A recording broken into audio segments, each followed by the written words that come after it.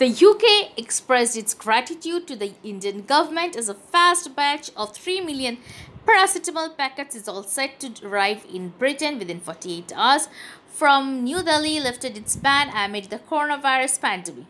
Lord Tariq Ahmed, the Minister of State for South Asia and the Commonwealth in the Foreign and Commonwealth Office, said the shipment is symbolic of the cooperative way both countries have been working through this unprecedented global crisis. The UK and India continue to work in close partnership to correspond to the COVID-19 threat. My sincere thanks on behalf of the UK government to India for approving this important shipment, Ahmed said. The shipment set to arrive on a plane will coincide with a series of charter flights laid on by the UK government to ferry thousands of British residents stranded in India's coronavirus lockdown.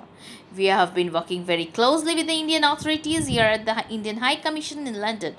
the Ministry of External Affairs and at state level in India to put in place all the necessary equipments for British nationals wanting to return to the UK, Ahmed said. The sheer logistics of his exercise involves every individual who has registered onto a central database being sent detailed information about booking their seat on the flights as well as local support for them to be able to get to the airports in the particular states.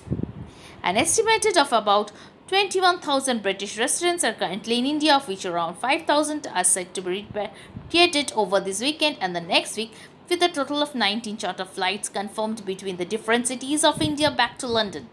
Passengers are given a chance to book onto these flights at a standard 600 to 650 pound rate, with those facing financial difficulties given the opportunity to access an internet-free interest loan to be paid over a month of 6 months.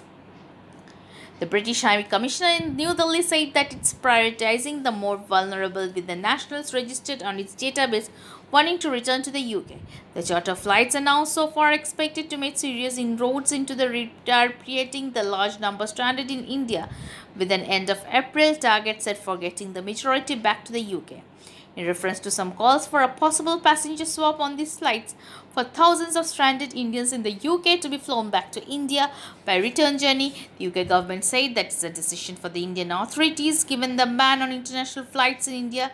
The FCO said in the spirit of cooperation, it has announced a series of measures to assist the Indians caught up in the crisis in the UK, including an extension to the expiring visas until the end of May and steps to safeguard university accommodation for Indian students.